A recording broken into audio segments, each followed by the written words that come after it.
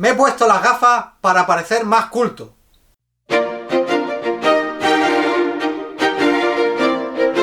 Hola, soy Paco Fox y este es el Doctor Electro. Y vamos a hacer algo distinto. Ni cine, ni música. ¡Pintura!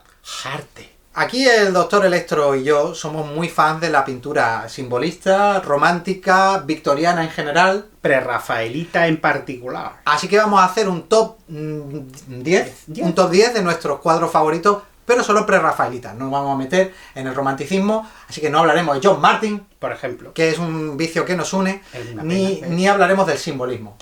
Ya dedicaremos en otro momento, quizás, o yo solo, yo que sé, algo, pero saldrá en vídeo y vosotros lo disfrutaréis. Disclaimer, yo no soy pintor, no tengo carrera, no soy Villarán, no tengo barba larga, no. El Doctor Electro es fotógrafo, luego un poquito de más idea tiene, fotógrafo profesional. Escuela de arte.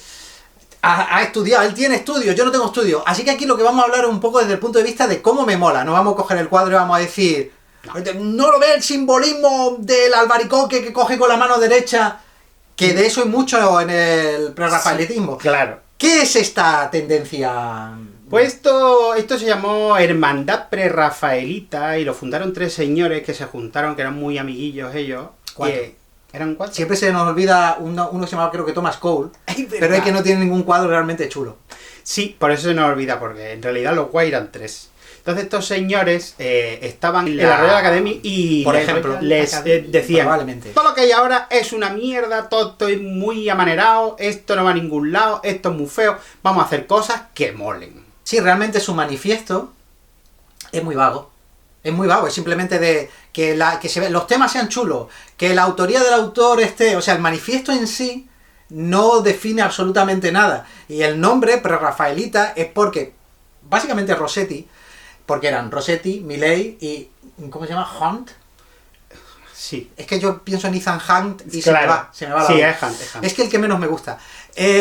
Pensaban que, sobre todo Rossetti, a partir de Rafael, el arte se había ido un poquito degradando. Sí, sobre todo un cuadro en concreto, que es este. Y ellos decían que eso era feísimo. A ver, que yo no lo veo. De hecho, es a partir de Rafael y de Miguel Ángel. Y dices tú, a ver...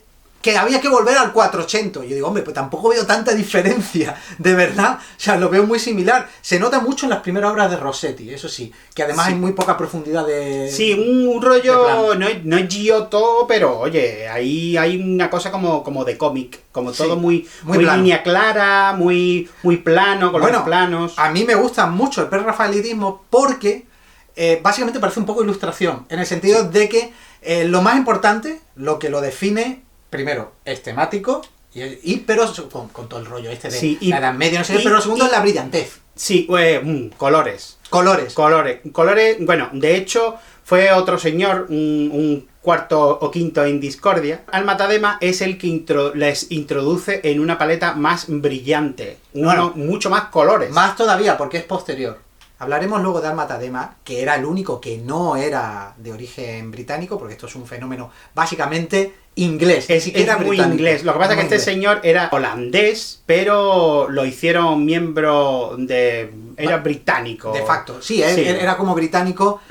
Pero estamos adelantando. Primero hay que hablar lo que realmente a la gente le interesa. ¿Qué es el top? No, es el mamoneo. Porque lo importante de toda esta gente es que estaban todos follando con todos. No estaban todos follando con todos, pero había mamoneo. Había un crítico que se llamaba John Ruskin, que los estuvo apoyando al principio, a Rossetti y a Millais sobre todo, y estaba casado. Millais se lió con su mujer, luego Millais también pintó a una chica que era Elizabeth Siddal, que se follaba a Rossetti, pero Rossetti la dejó, y se fue con una tía con pinta de caballuno. Es todo súper divertido, porque como al fin y al cabo eran 4... y los que vinieron luego, que también estuvo William Morris, el de los diseños para papel pintado, básicamente eran 7 personas, no sé qué. Sí, era un mamoneo. Las modelos además se las intercambiaban porque, claro, como tú eres del mismo rollo de lánguida, guapa, con la piel suave y blanca y todo eso, y los pelos pelirrojos y todo ese rollo, sobre todo Jane Siddal, que era... Lizzie Siddal. ¿Lizzie? Sí, Elizabeth Siddal. Trabajaba en una tienda, vendía cosas, lo que viene siendo una dependienta. Pues les moló tanto que dijo, vente para acá, que te vamos a pintar. Y entonces empezó con uno y ya después, oye, ¿me pasa tu modelo? Sí, claro. Y ya después, oye, que me voy a casar con ella. Ah, pues me parece muy bien. Se casó Rossetti con ella. De hecho, Lizzie Siddal es la protagonista de nuestro primer cuadro y número 1. El primero de nuestros cuadros favoritos prerrafaelitas es Ofelia de Millet. Un tema que se ha tocado en muchos sitios, un tema muy recurrente y que sale, este episodio en concreto, sale de la obra Hamlet de Shakespeare. Que supongo que lo sabréis, lo que pasa es que es algo que no se ve en la representación teatral, porque nos van a poner ahí es referido. Ahí está, lo cuentan cuando muere la muchacha. Es un tema que en el prerrafaelitismo vuelve a salir porque, por ejemplo, Waterhouse, nuestro pintor favorito, tiene también su propio Ofelia, que podía haber estado en esta lista. Pero este es uno de los cuadros más famosos de la corriente.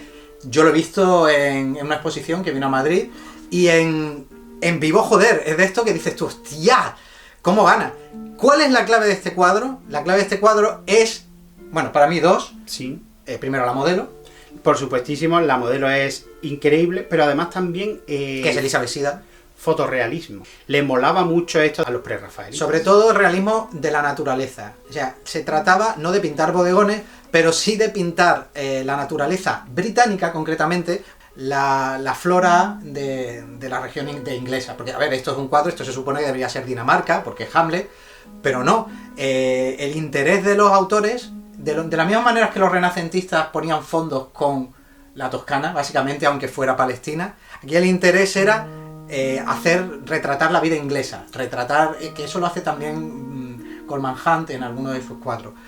Y sobre Lizzie Siddal, pues esta señora, que fue la que acabó liada con Rossetti, que era muy monilla, como podemos ver, es mucho nuestro tipo. Sí, bastante. Un poco Cristina Ronsen-Binge. Sí, un poquito.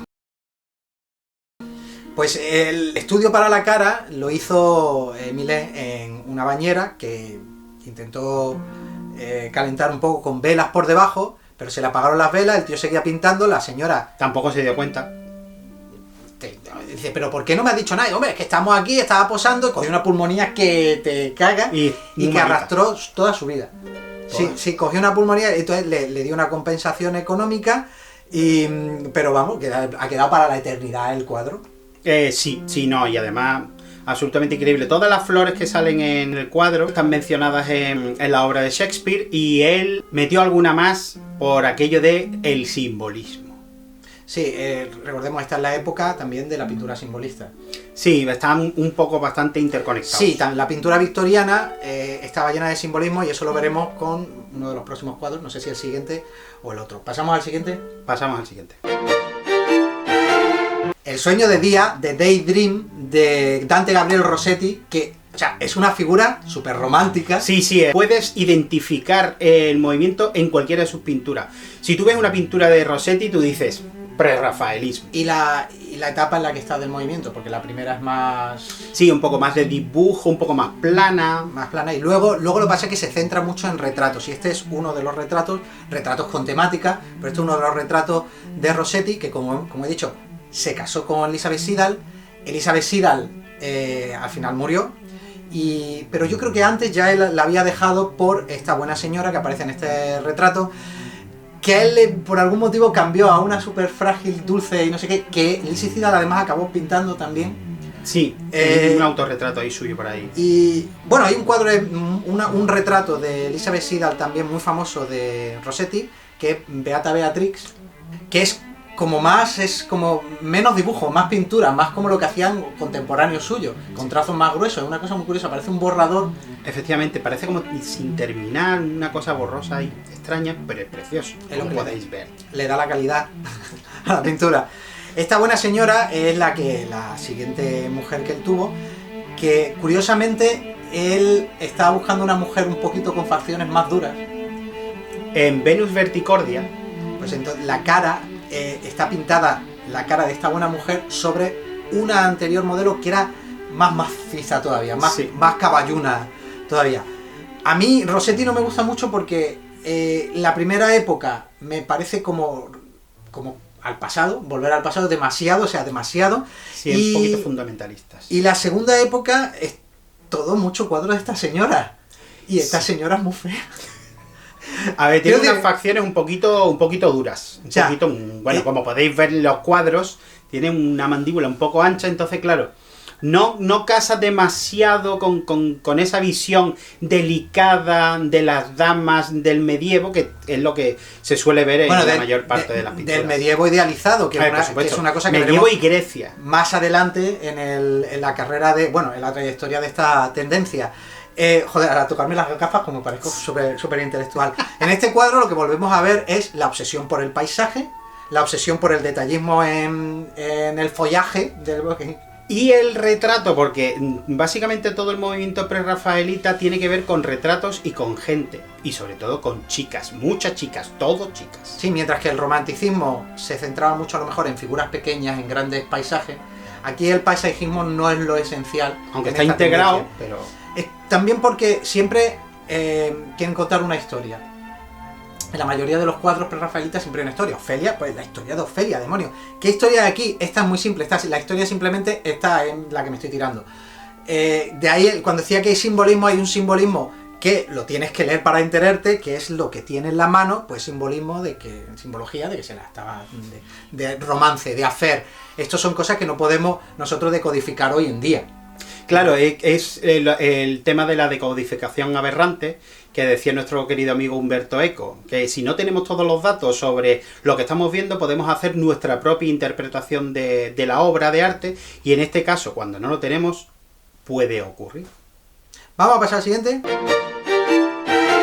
Terminamos con la triada principal de la hermandad, con William Holman Hunt y su cuadro La luz del mundo. Hunt se separó un poco de Rossetti y de Millet y del otro, sobre todo porque le dio una vena religiosa muy importante. Se fue de peregrinación por África, se fue a Tierra Santa.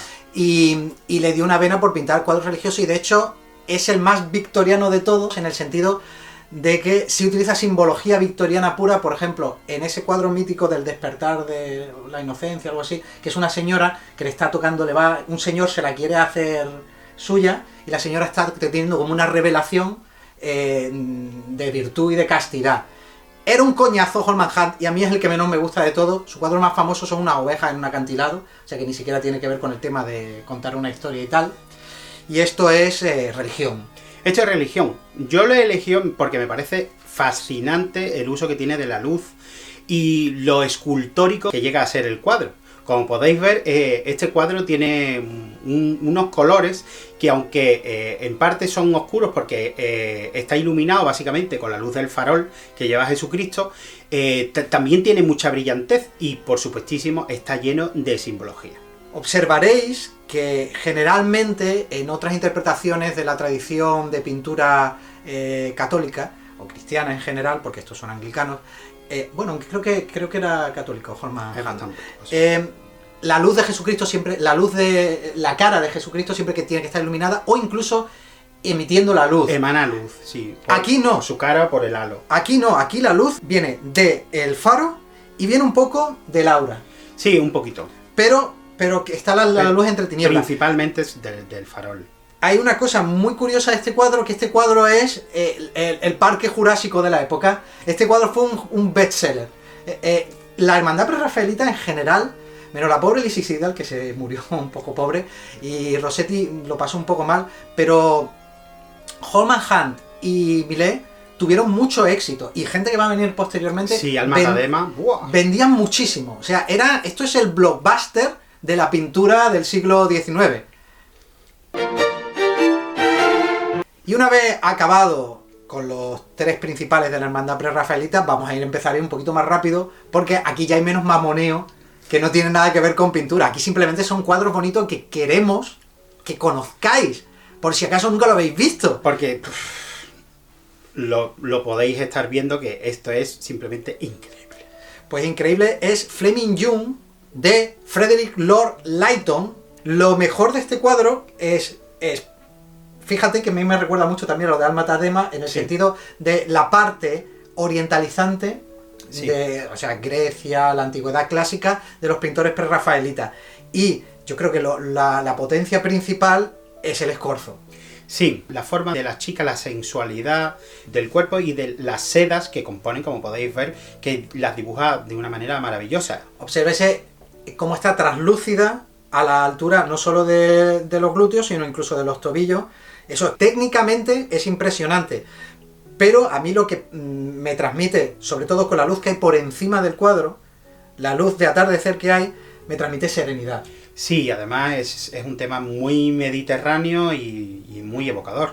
Como podéis ver, además, las flores, los mármoles, que es un tema también muy recurrente por todo lo de Grecia y Roma, que se desarrolla como fondo en la mayor parte de los cuadros prerrafaelitas.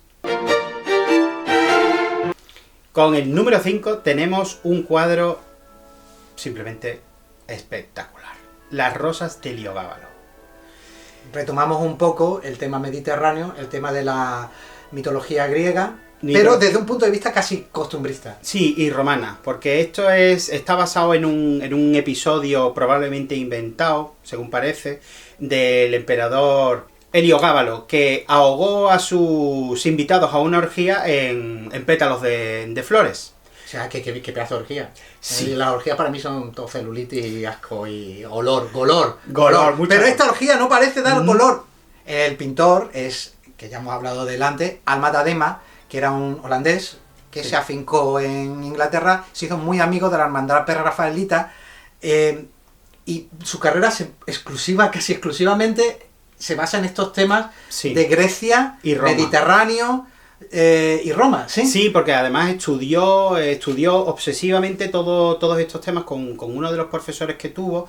Incluso hubo uno que le dijo que en uno de los primeros cuadros de este tipo que hizo, el mármol parecía queso.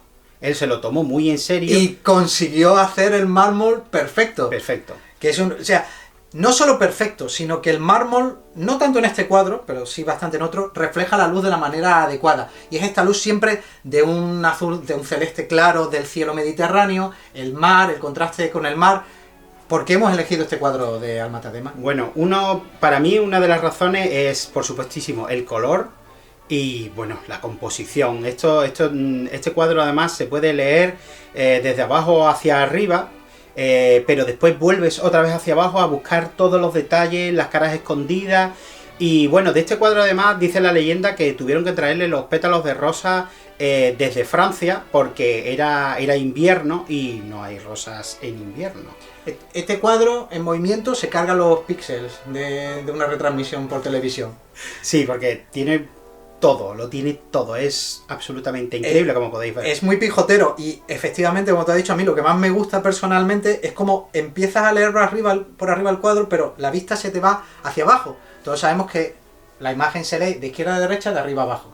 En Occidente. Y aquí la vista empieza arriba, pero se te va al barullo que hay abajo y luego sube en diagonal hacia la parte superior derecha. Que es donde se escapa. Y es una composición que es muy rara de ver. Muy espectacular. Llegamos a Waterhouse, que es mi pintor favorito y uno de los favoritos de Electro. Sí, Almata Dema, pero... De hecho, Almata Dema era básicamente la inspiración principal de la primera etapa de Waterhouse, que es también sobre Mediterráneo, también sobre temas sobre Egipto, sobre Grecia. Tiene un cuadro sobre Cleopatra, por ejemplo. Sí, a veces indistinguibles incluso. Sí, a veces no sabes si un cuadro es de la primera etapa de Waterhouse o de Almata Dema, de toda su etapa. Pero yo me quedo... No ha sido posible elegir un cuadro solo de... Es bastante difícil porque la cosa está reñidísima. Es mi pintor favorito. Fuera se quedan cuadros como Boreas, que es uno de mis cuadros favoritos de todos los tipos. De hecho, hay varios Boreas en la producción. Hay un Ofelia cojonudo, pero tengo que hacer el único exaequo de la lista, que es a la Dama de Shalott y a Miranda la Tempestad. Aunque me quedaría yo más con Miranda la Tempestad. Sí, por aquello de que es más dinámico. Miranda la Tempestad, al ser muy tardío, es ya del siglo XX. Joder, no digo que sea un cuadro de Turner, pero ha habido una evolución, hay una distinción entre el dinamismo de este cuadro, porque lo pide la temática, con lo estático que es completamente la Dama de Shalott. Una vez más, recuerda mucho en el tema de la naturaleza a la Ofelia de Millet, que creo que es la principal inspiración, incluso en el gesto del personaje principal. Y además temáticamente es leyenda artúrica. Sí, claro, un tema muy querido por los románticos que rodearon a todo el movimiento. Un tema de la época, de esta idealización de la Edad Media, que no era así, pero tampoco era tan mala. O sea, era una cosa distinta. La leyenda artúrica de la Dama de Shalott se refleja además en ese cuadro. Hay que fijarse muy bien en la colcha que lleva, en los paños, sí. Y ahí está el detallismo de la hostia de ese cuadro. Obsérvese en el que se ven caballeros medievales. Sí, escenas de la leyenda artúrica. Es impresionante. A mí me gusta mucho la cara de perdición que tiene la buena señora, de estoy agobiada, de ya no sé, no me queda agobiada, es de la vida. ¡Hay la vida! Sin embargo, mi favorito es Miranda y la Tempestad. ¿Por qué? Porque es una pelirroja. Es zanahoria. ¡Pelirrojismo! Una vez más basado en Shakespeare, en Chempi, en La Tempestad, claro, coño. Miranda es la hija de Próspero, que todos sabemos la historia de la Tempestad. ¿Por qué? Porque hemos visto El Planeta Prohibido. Efectivamente. Eso es así, no de otra manera, si no... No lo vamos a saber por Prosperous Books de Peter Greenaway. No. Lo siento mucho, ni por Caliban, ni con cosas así. No, nosotros lo sabemos por Planeta Prohibido. Por Planeta Prohibido. Que era otra Miranda también súper interesante, por cierto. Lo que refleja el cuadro es el momento, creo, en el que Miranda ve la tempestad, ve el naufragio, y luego le va a pedir a Próspero que, joder, no haga que naufraguen vos pobrecitos marineros. Pero realmente tiene la sensación de la modelo, no es de sobrecogimiento, sino tiene esta cosa un poco hierática clásica. Ella se la ve muy tranquila. Un poco contemplativa. Está como mirando al mar con añoranza. Y a mí eso es lo que más me gusta. Está mirando una tempestad, pero con añoranza. También hay que tener en cuenta que el personaje está encerrado en la isla desde hace un montón de años. Entonces, pero me mola mucho, de una manera muy romántica, muy Cumbres Borrascosas, cómo el viento mueve la melena por delante de la cara. Sí, para enmarcarla. Y el dramatismo de los acantilados que se ven al lado del barco, pensad en el cuadro como si fuera una bandera. Tienes arriba, te empieza a narrar la historia. Hay un naufragio en un sitio terrible. Abajo, ¿por qué? Porque está el mar. ¿Quién está mirando? Una señora, y ves la cara. Y abajo ya está el destino a donde van a ir los náufragos. Kizi, que Waterhouse lo que pasa es que también le gustaba contar historietas. Claro. En el puesto número 7 tenemos a Edmund Blair Layton con el cuadro de Accolade, que no sé lo que significa. Es básicamente, como podéis ver aquí, una buena señora nombrando caballero a alguien. Supongo que con la querencia de todo el grupo y todo el romanticismo por el tema artúrico, es bastante posible que sea Ginebra, pero... Aunque no lo tengo claro. Lo que sí está claro es que este cuadro, que se ha convertido en la referencia principal a la idealización de la Edad Media y de los libros de caballería y de una Edad Media que no existió dentro del imaginario de principios del siglo XX, porque esto ya es principios del siglo XX. Sí, además, como podemos ver, es posible incluso que sea por varias circunstancias visuales que tenemos en el cuadro, varias referencias, puede ser incluso referencia directa del Príncipe Valiente, no lo sabemos, pero tiene pinta. Hombre, realmente tú ves este cuadro y ves en qué se inspiró las primeras películas medievales del Hollywood. El clásico. Sí. Ten en cuenta que cuando Errol Flynn sale haciendo Robin de los Bosques y antes el Príncipe Valiente y todas estas cosas, es que han pasado 40 años de este cuadro nada más. O sea, es que... Sí, incluso menos, porque esto es de principio de siglo. O sea, pensad que mientras este cuadro es popular y no pasa demasiado la historia, más allá de portadas de CD, creo que es uno de Roger Hodgson y tal, lo que está petándolo son las vanguardias ya, empiezan a petarlo las vanguardias. Esto está a contracorriente totalmente. Sí, demasiado clásico quizás para algunos gustos. Twilight Fantasies de Robert Edgar Hughes, o sea, fantasías del crepúsculo. Sí, este señor era discípulo de Hunt y yo creo que este cuadro ha inspirado básicamente todo el New Age de los 90. Sí, de hecho hay un recopilatorio New Age que se llamaba Celtic Twilight y tenía esta portada. Obviamente es este tema que este hombre se especializó en cuadros de hadas y en cuadros pastorales. Preciosos. Y más que hadas son ángeles, si lo ves. No son hadas, o sea, no es pagano, no es un cuadro pagano, aunque lo parece realmente. Este hombre se especializó bastante en cuadros, por ejemplo, uno de sus cuadros más famosos es de hadas, en cuadros de hadas, en escenas mitológicas, más bien de la mitología inglesa, o la mitología céltica. Realmente aquí lo que hay son ángeles, lo que se ven son como una llamada a espíritus en el crepúsculo de ángeles. A mí la parte de ángeles me da un poco que igual. A mí lo que más me gusta de este cuadro es la iluminación. Sí, tiene una iluminación espectacular, como podéis ver. El personaje está ahí absolutamente integrado en el paisaje, es casi... Sí, una extensión del mismo tronco, del mismo árbol. Los ropajes del personaje principal es una extensión del árbol. Narrativa, vamos a ver una cosa narrativa de este cuadro. Es el crepúsculo. ¿Qué es lo mejor que tiene? La luz. Lo bien que está tratada y cómo trata el crepúsculo. ¿Dónde se centra la luz del crepúsculo? En el instrumento que toca y en la cara. ¿Por qué en el instrumento? Porque te está diciendo, ese instrumento está haciendo la llamada a estos seres, a estos ángeles que salen del bosque. Te ha contado una historia. ¡Maravilloso! ¿Qué más quiere? ¿Qué más quiere por lo gratis que te ha salido ver el cuadro? Que no te lo has tenido que comprar. En el puesto número 9 tenemos a John Collier con Lady Godiva. Este señor era un discípulo de Alma Tadema y de Millet. Y bueno, aquí podéis ver un cuadro que muy sensual, porque tenemos a Lady Godiva, que bueno, no sé si sabéis, conocéis un poquito la leyenda. Parece ser que no había mucha comunicación en el matrimonio de esta señora, porque tuvo que salir en pelotas a pedirle al marido que bajara los impuestos. Sí, esta es como una defensora del pueblo. El marido, esto estamos hablando del siglo XI, la leyenda data del siglo XIII o XIV, y era para ayudar a la gente pobre que no podía pagar los impuestos, pues la buena señora se paseó en pelota para avergonzar un poco al marido y tal, y solo una persona la vio. Eso sí, porque hizo el truqui de decir a todo el mundo que para preservar su castidad, que todo el mundo cerrase puertas y ventanas y no mirase a nadie. Pero hubo un señor que dijo, uy, qué interesante. Y este señor era un señor que se llamaba Tom, y entonces, pues desde entonces, a los mirones en el habla inglesa se les denomina Peeping Tom. El mirón Tom. Que esa es la historia detrás de este cuadro, pero que a nosotros nos gusta, una vez más, por la iluminación, por la calidad de las telas, por incluso la silla, fíjate lo historiada que está, pero sobre todo... para mí, las formas.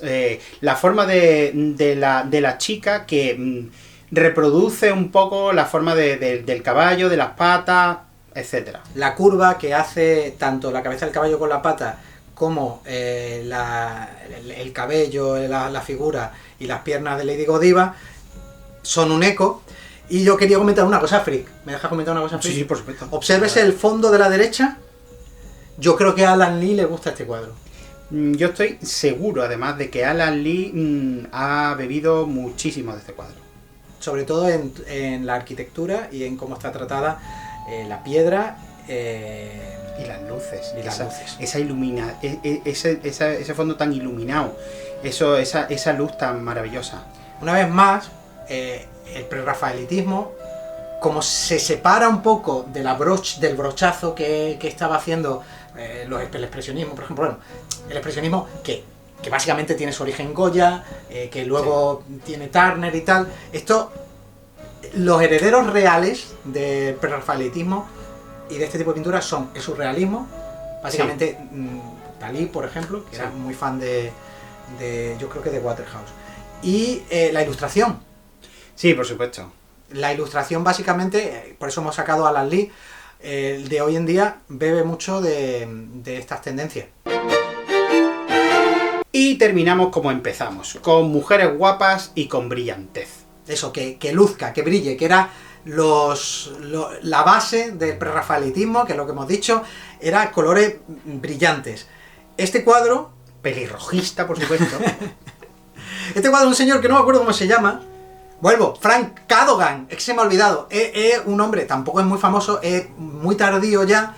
De hecho, es tan tardío, que lo llaman el último de los prerrafaelitas. Sí, ya está bastante avanzado el siglo XX. Él, de lo que se sabe de este buen señor, tampoco tuvo una trayectoria muy grande, pero este cuadro ha quedado que no es que sea temáticamente muy complejo, si es que te lo dice el título. ¿Cómo llama este cuadro? Vanidad. ¿Qué es lo que te está diciendo? Carpe diem, no, más que Carpe diem es todo... todo pasa. Todo pasa.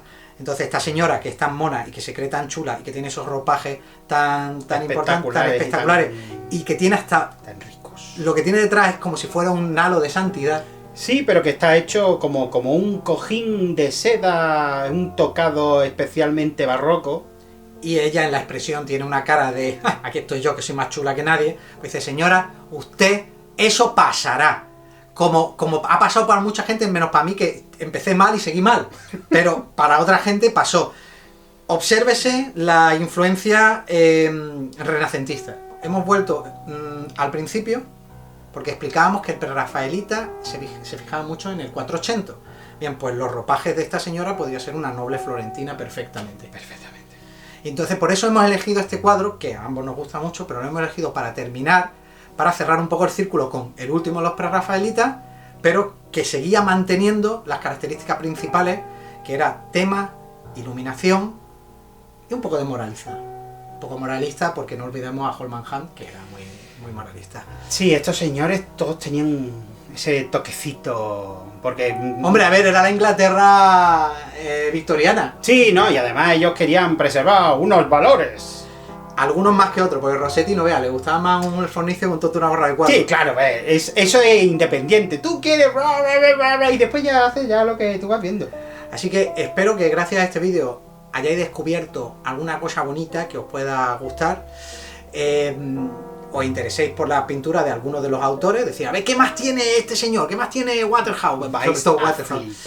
Porque esto es simplemente unos cuantos que hemos sacado. 10 que nos gustan, pero... Sí, se han quedado muchos fuera. Primavera de Almatadema, por ejemplo, es simplemente increíble. En algún momento nos gustaría hacer algo sobre simbolismo, por ejemplo, o nos gustaría hacer algo sobre romanticismo, que tienen bastante en común con esta corriente. Pero mientras tanto, ya sabéis, like. Dale al like. Suscríbete. Es que siempre hay que dejar cola, porque te obliga a dejar cola. Y a mí digo yo, ¿qué hago mientras la cola?